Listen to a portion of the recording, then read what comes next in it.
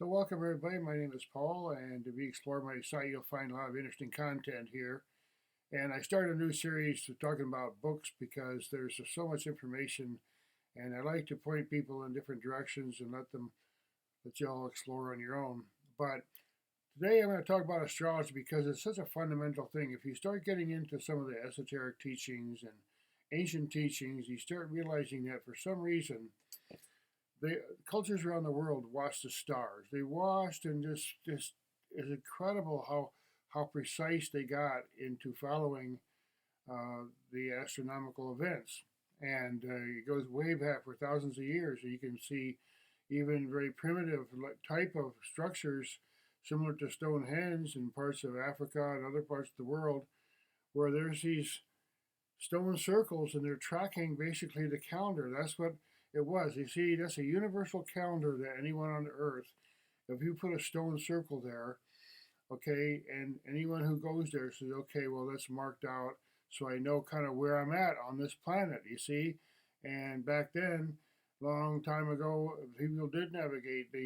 There was a lot of terrestrial movement of people across vast distances over periods of time, and they would migrate with game and so on.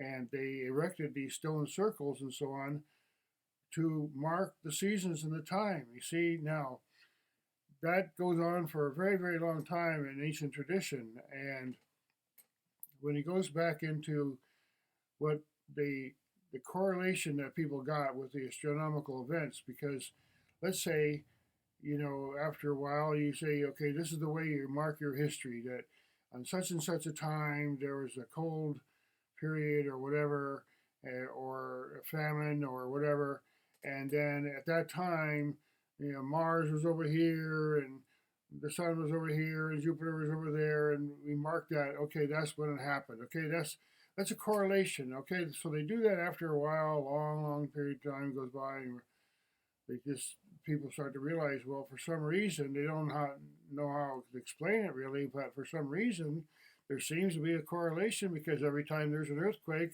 it seems like Mars has got, there's some aspect that they learned about. Now, that goes back a long time, because first of all, we're talking about the correlation. Okay, you analyze a bunch of data points and you say there's something going on here because I see significant correlations between cycles on the planet, for example, cycles on Earth, and human civilization. So they developed into the cycles through the ancient seers, the astrology of the seers. There was a tremendous amount of study, because imagine the sky was just like your TV. Talk about a big screen, You just look up and you go. You never know. People don't even look up these days. It'd be surprised what they see sometimes.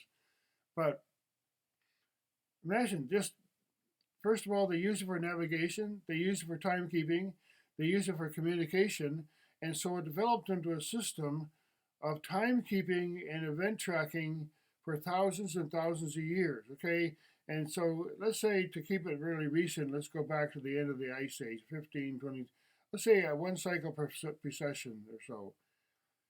There were Hindu astrologers and astronomers that said that there was a time that they had calculated, and there were stories that took place at the time when our sun right now is pointing to the North Pole, but at that time it was pointing a totally different direction, to a different pole, a different star. And at that time, the South Pole also had a star, unlike now. So it goes back into deep cycles of event tracking and so on. And then after a while, they build it into the structures. Okay, well, this is where we're going to position our buildings, and this is the angle that we're going to use, and on. It becomes like, a good example would be the Great Pyramid. Like, it's unbelievable what they made. But it was all about tracking the basically the movements of the planet and the stars and the sun and the moon and so on. So astrology goes back a very, very long time. And again, we're talking about the correlation. They saw some kind of correlation. Maybe you don't understand like how it happens. For example, even now we don't exactly know what gravity is. We can measure it, we see the effect of it, but it's hard for us to understand what is the cause of gravity, you see. So there's something mysterious about the cycles that our bodies are immersed into this planet, like just like a sponge in a soup or something. And we're just like a potato in a big soup of the universe, and all that's energy and various energies permeates us and supports our body. There's water and heat and all kinds of stuff going on just so we can sit here and talk. And over thousands and thousands of years, they analyze and say, okay, there's definitely some kind of correlation, and then it become like, okay, the correlation is so strong that we can see there must be some kind of causation behind it. You see, so with a long-winded way of saying it now, uh,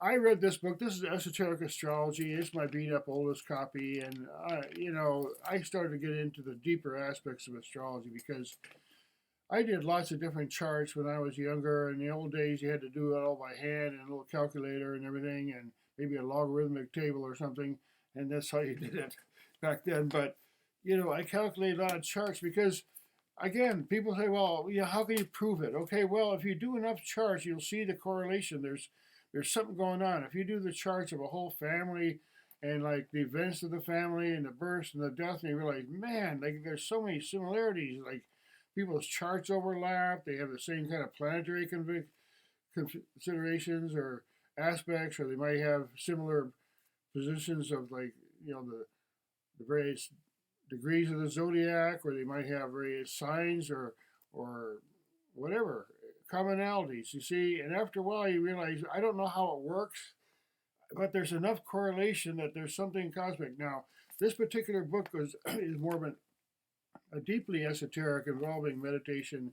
These great sages, they got into the causation. How does this universe work? Okay, well that takes a different kind of a immersion into the reality of this, expanding your perception and going inward and going into the depth, because that's how we get all our answers for anything. We go into a deep place where our psyche is connected. And when the mystical aspects of the sages got involved and say, well, this is the way the universe works. There's certain energy flows in the solar system, and there's channeled through different kinds of cosmic positions and so on. And we know the sun has an effect. We know the moon has an effect. And there's the sun rotation, and the sun's going around the galaxy and up and down, and it's going through space and encounters different kinds of energy as it drifts through the space. So there's something deeper and cosmic going on that the sages started to tell about, and you get books like this. Okay, this is Alice Bailey, but she was working with I think it was a Tibetan sage, and talking about the meaning of the esoteric meaning of astrology, and he called it the science of relationships, the way that energy triangulates and comes into manifestation through the various movements. Where even though we don't see it, like Jupiter is like we see this little ball out there. Okay, fine, it's got 12 moons or whatever. How many moons it's got now? 70 new moons, but it's got like there's something going on in Jupiter, and Jupiter is like an immense thing. It's so incredible. We just see it as a little dot in the sky, but it's like a whole thing going on out there. It's almost like a little solar system by itself. It's not just like a inert little ball floating around the sky, So that's how these sages contacted some of these ancient beingness. You'd be the channel of being and the channel of energy that comes into the solar system, cycles through like a chakra. Our solar system is like a big unfolding lotus flower, and there's different things that are going on and cyclic activity, and then the sun has its own evolution it's going through, and at some point it's going to like blast off into all directions, and it'll be the end of us and all the planets. So cosmic stuff, esoteric astrology, a little bit more from Indian, Hindu. Look into Hindu astrology. It's based on sidereal, not tropical. It's kind of a technical thing, but Hindu astrology goes back a very long time. And they wouldn't do anything without even every battle, every marriage, everything. Well, you got to consult the astrologer.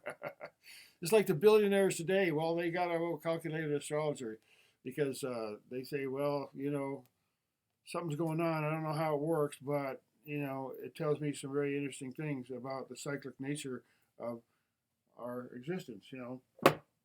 Again, the lunar cycle. This was a famous guy.